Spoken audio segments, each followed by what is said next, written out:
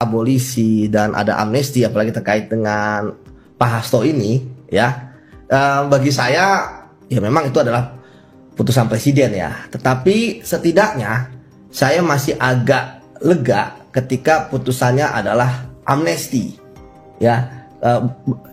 Beda dengan Tom Lembong yang abolisi. Padahal kalau kita lihat suasana kebatinan di saat itu kan dua-duanya itu dalam proses sudah selesai di pengadilan tingkat pertama, pengadilan tipikor, dan divonis dua-duanya guilty, bersalah. Nah, tapi kenapa dua-duanya berbeda? Anda kembali menyaksikan Apa Kabar Indonesia Malam. Kita lanjutkan diskusi kita. Sekarang kita akan masih membahas soal abolisi dan juga amnesti tentunya dua tokoh ini. Seberapa penting sih dua tokoh ini dalam konteks politik nasional ke depan? Kalau kita kaitkan juga ini kemana Pak Riza? Jadi ada kalimat apa ya? Presiden itu tidak ingin memenjarakan masa lalu. Tapi presiden ingin membebaskan masa depan. Tentang bagaimana yang disebut amnesti dan abolisi dalam perspektif tanpa menghilangkan cita rasa pemberantasan korupsinya. Karena banyak teman-teman di luar kan mendebat semua itu. Kalau saya sih selalu mengatakan dua case ini, kebetulan saya detail dua case ini, Thomas Lembong dan Hasto. Dan saya tetap konsisten mengatakan politisasi itu ada, nggak bisa dikatakan nggak ada. Bahkan saya di Thomas Lembong sendiri mulai dari zamannya Gobel sampai kemudian 27 Juli beliau meninggalkan kementerian sampai pindah ke BKPM. Apa yang dia lakukan di sini saya sangat detail. Makanya kayak anak-anak saya nangis di depannya Anies itu kan gitu kan. Jadi maksud saya gini loh. Ke depan kita memang harus juga mulai masuk ke detail-detail supaya kita bisa menghempang orang-orang yang ngaco. Emangnya saya nabrak? Maksudnya membandingkan kan katanya SIM juga butuh batasan umur, begitu juga Wapres gitu sih Mas. Ya udahlah, ngikut Pak Hasto. Ya, terima kasih Pak Hasto untuk masukannya. Juga menyesal mendukung Mas Gibran jadi wali kota dari PDI, Mas. Ada tanggapan Mas? Oh, ya terima kasih Pak Hasto. Katanya khilaf katanya Mas. Oke lah, ya mohon maaf Pak Hasto. Termasuk juga menyindir Pak Jokowi selalu mengucapkan kata bohong itu Mas. Oh iya, mohon maaf Pak Hasto. Ya terima kasih. Pak Hasto paling oke. Ya. Sebelumnya dalam acara diskusi via daring pada Sabtu kemarin, Sekjen PDIP Hasto Kristianto mengibaratkan Gibran dengan sopir truk yang kecelakaan di Tol Halim. Hasto bilang untuk menjadi seorang sopir truk ada batas usia, apalagi memimpin negara dengan masalah yang kompleks.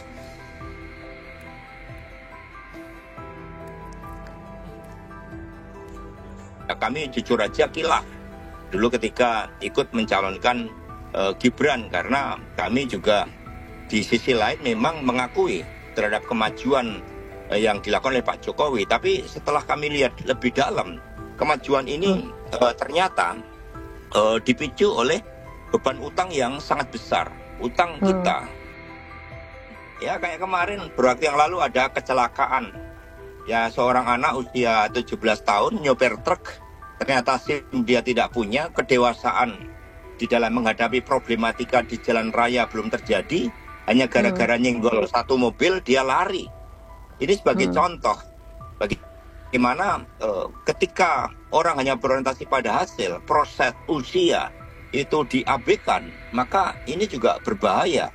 Karena kedewasaan di dalam mengemban jabatan-jabatan tertentu untuk sopir truk aja itu berbahaya. Apalagi kaitannya dengan mengelola suatu negara sebesar Indonesia. Wakil Ketua Umum Partai Gerindra Habibur Rahman menilai Sekjen PDIP Hasto Kristianto berjiwa kerdil. Menurutnya Hasto tidak menunjukkan sikap sebagai seorang negarawan karena tidak menunjukkan rasa hormat kepada kompetitornya. Dengan pernyataan tersebut kami melihat Pak Hasto adalah sosok yang berjiwa kerdil, ya, sebatas seorang politisi yang tidak bisa menerima kekalahan secara gentleman. Beliau terlihat sekali tidak dalam kapasitas sebagai negarawan, ya, negarawan yang harusnya menunjukkan sikap respect, ya, termasuk terhadap kompetitor. Membahas soal sindiran Sekjen PDIP Hasto Kristianto kepada Gibran Rakabuming Raka, kita sudah bersama dengan pengamat politik dari Indikator Politik Burhanuddin Muhtadi. Selamat petang Mas Burhan. Selamat petang Ibrahim. Baik Mas Burhan, apa yang Anda baca dari pernyataan Hasto Kristianto soal mengkaitkan pencalonan Gibran di Solo? Ya, saya menangkap suasana atau nuansa kemarahan, kekecewaan, kejengkelan yang luar biasa dari Sekjen PDI Perjuangan terhadap Pak Jokowi dan Mas Gibran. Karena untuk kesekian kalinya Mas Hasto melontarkan serangan terbuka, kekecewaan terbuka, kemarahan terbuka kepada terutama Pak Jokowi dan Mas Gibran. Sesuatu yang secara personal mungkin kita bisa memahami ya betapa Mas Hasto yang mungkin merasa partainya itu berjuang dari bawah hingga ujung ya, mengusung Pak Jokowi termasuk juga putranya Mas Gibran sebagai wali kota Surakarta, maju sebagai wali kota, kemudian juga akhirnya untuk Pak Jokowi sampai pada tingkat presiden. Itu terjadi perselisihan politik yang luar biasa yang memisahkan PDI Perjuangan dengan keluarga Pak Jokowi. Meskipun lagi-lagi karena pernyataan ini seringkali diulang oleh Mas Hasto di ruang publik ya, itu seringkali menimbulkan semacam kesan bahwa Mas Hasto ini curcol ya, curhat colongan tak berkesudahan ya. Ini murni dari pribadi seorang Hasto Kristianto atau ada mewakili suara hati dari Bu Mega kalau menurut Anda nih, Mas Burhan? Tentu secara substansi atau secara garis besar bisa saja pernyataan Mas Hasto ini menyuarakan suasana hati Ibu Mega yang kecewa. Tetapi dalam bahasa yang lugas tentu pernyataan yang disampaikan oleh Mas Hasto langsung dari dirinya ya. Meskipun garis besarnya mungkin mewakili suasana hati Ibu Mega, tetapi secara verbatim itu pernyataan yang dikeluarkan oleh Mas Hasto itu keluar dari Mas Hasto sendiri ya. Kita bisa menangkap Ibu Mega juga kecewa terhadap Pak Jokowi atau terhadap Mas Gibran ya.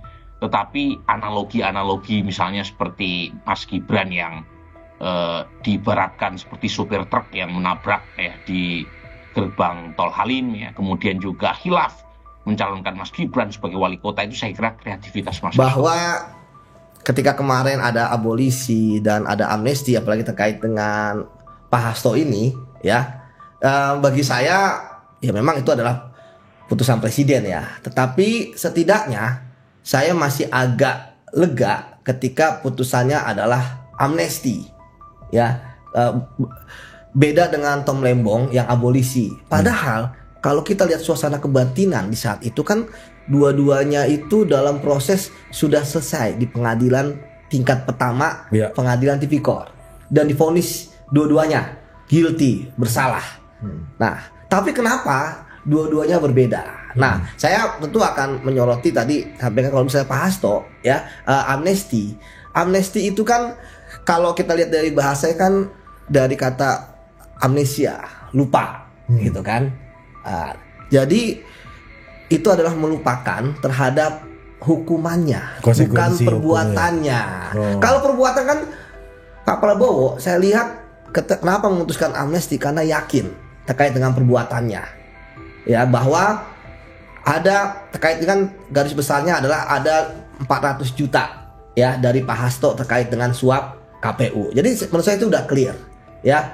Walaupun memang ini yang menarik ya, kan persidangan kan sebenarnya belum tuntas ya. Dalam putusan tersebut Pak Hasto tidak terbukti merintangi penyidikan, padahal KPK yakin.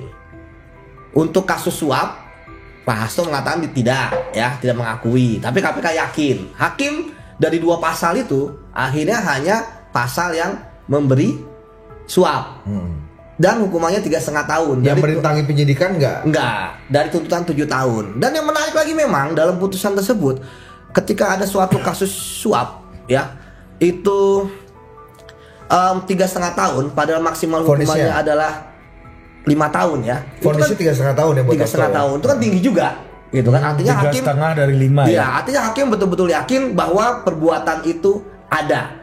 Dan sama proses persidangan kan tidak pernah terbukti ada fakta-fakta persidangan, ini ada rekayasa, ini ada pesanan dan sebagainya. Dan amnesti itu bagi saya ya justru meyakinkan bahwa tidak ada pesanan.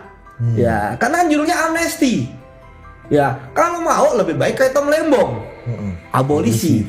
Ya, nah, kita konsekuensi perbedaannya gimana tuh? Ya, kalau abolisi kan artinya proses hukumnya ya dihentikan, tidak ada proses hukumnya. Kalau abolisi kan kayak misalnya dulu ada gerakan penghapusan perbudakan, abolisionis makanya namanya. Jadi dia Tom Lembong ini semua kasus yang terkait dengan dia itu dilupakan. Jadi tidak pernah ada Tom Lembong kena kasus. Proses hukumnya dilupakan, apalagi konsekuensi hukumnya. Apalagi konsekuensi hukumnya karena dia udah motong di awal. Kalau amnesti? Kalau amnesti yakin ada perbuatannya, salah, ya kan? Salah, ya. Tapi dia tidak harus menjalani hukumannya, sehingga tidak hukumannya yang dihapuskan. Jadi 3,5 tahun nggak perlu dijalani.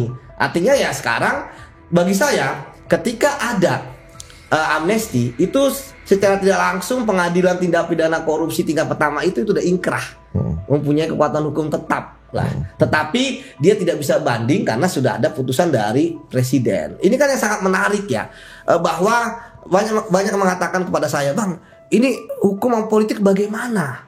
Kalau teori jelas ya, hukum di atas politik. Nah, tetapi hukum itu kan lahir dari proses politik, makanya ada politik hukum. Hukum dia tidak akan berdaya ketika ada proses politik. Nah, mengapa kemudian saya melihat ya pilihannya adalah amnesti kepada Hasto ya, karena amnesti itu kan harus juga persetujuan DPR. Ya, artinya kan prosesnya politik. Ya. Kalau abolisi enggak? Kalau abolisi DPR juga. Ya, artinya kan proses politik di tingkatan atas gitu ya. Kita berbeda misalnya kenapa nggak menunggu inkrah gerasi misalnya. Ya kan?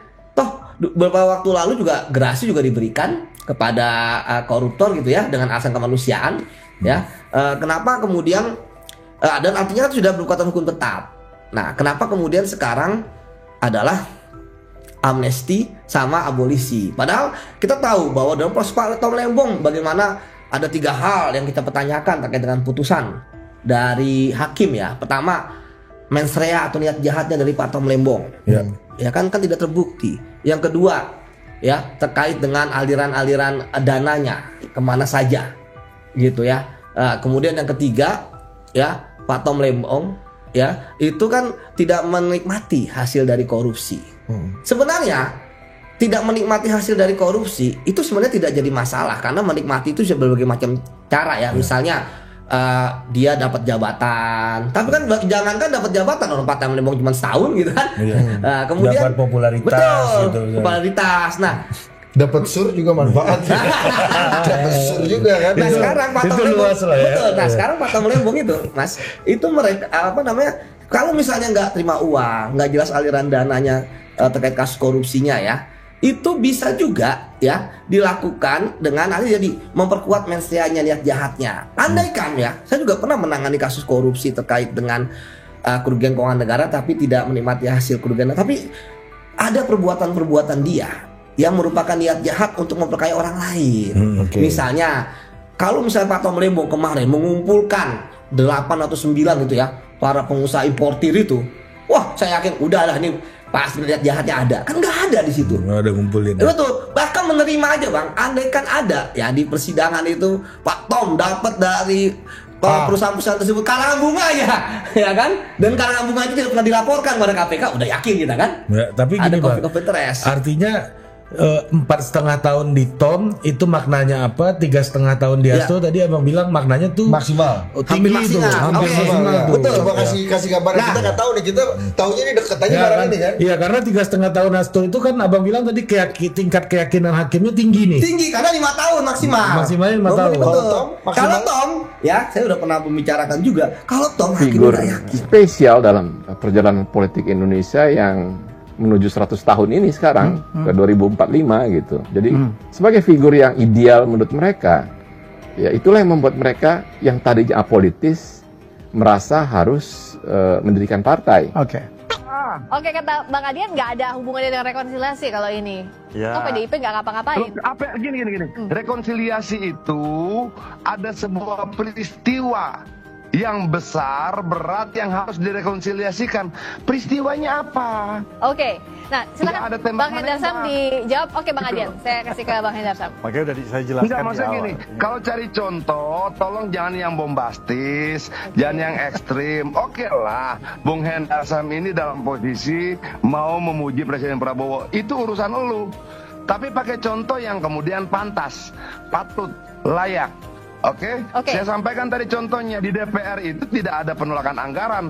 Apakah PDI Perjuangan bisa lakukan itu? Oke, ini dijawab ya Bang Adian ya sama Bang Hendarsam. Silakan Bang Hendarsam dijawab dulu. Ya, jadi ya makanya saya jelaskan tadi di awal apa yang dimaksud dengan amnesti, apa yang dimaksud dengan abolisi. Jadi tapi ini yang khawatir ya kan, apa yang Bang Adian sampaikan itu nanti saya klarifikasi. Ini mengganggu apa namanya itu.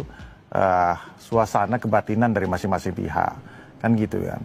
Kayak harus dikasih tahu ini bukan masalah problem hukum kalau amnesti itu pengampunan. Jadi perbuatannya ada tapi diampuni.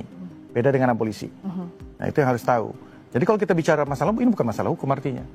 Masalah hukumnya udah clear. Ini pengampunan oleh presiden. Ya. Jadi beda dengan itu. Ini sama seperti 1116 yang lain.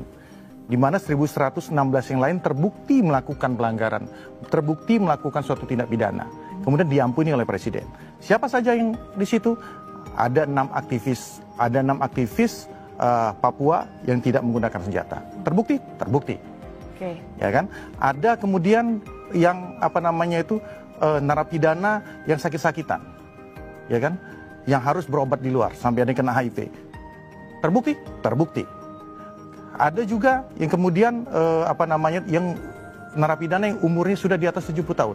Terbukti? Terbukti. Nah, Mas Hasto tergolong masuk dalam situ. Jadi ini bukan problem hukumnya sudah selesai. Kalau kita mau bicara itu, tapi ya kalau mau dibuka masalah itu ya seperti itu. Mas Hasto masuk ke dalam golongan. Itu berbeda dengan Tom Lembong. Tom Lembong adalah abolisi. Ya kan? Abolisi menghentikan seluruh proses hukumnya. Nah itu perbedaannya. Jadi biar tahu juga gitu loh ya kan. Sebenarnya seperti itu gitu. Jadi bukan contoh yang ekstrim. Mas Hasto masuk kepada 1116 yang diberikan amnesti. Amnesti itu adalah pengampunan. Diampuni oleh presiden melalui hak istimewanya prerogatifnya tersebut. Itu. Tapi bukan dalam konteks mengikat secara politik. Tidak mengikat secara politik ya terserah lah. Kalau nanti Bang Adian mau ngomong di sana, saya malah senang aja. Karena itu merupakan vitamin ya harusnya bagi ini. Pak, mau tanya terkait yang kritikan dari PDIP kemarin ke PSI. Setelah ganti logo itu dinilai sebagai pergaan sepak bola gajah yang sudah diatur kemenangannya itu. Gimana Pak? Ya ini kan voting online pertama untuk partai di Indonesia. Jadi kalau masih ada kekurangan ya nanti akan menjadi perbaikan ke depan, tetapi bahwa keberanian untuk melakukan e-voting, melakukan voting online dengan peserta sebanyak 180-an ribu orang adalah sebuah keberanian yang patut diacungi jempol. Ya PSI ini kan partai gajah. Nanti tidak ada settingan ya Pak ya? Tidak ada settingan untuk pemilihan ketua umumnya? Ya coba tanyakan aja. Pemilihan terbuka kok. Ya. Pak, kalau kemarin Mas Kaisang yang bilang ada udah dipilih Dewan Pembina inisial J itu, apakah Pak Jokowi? Ya tanyakan ke ketua umum, tanyakan ke formaturnya. Artinya Pak Jokowi pernah diminta gitu? Belum sama Mas Kaisang? Belum.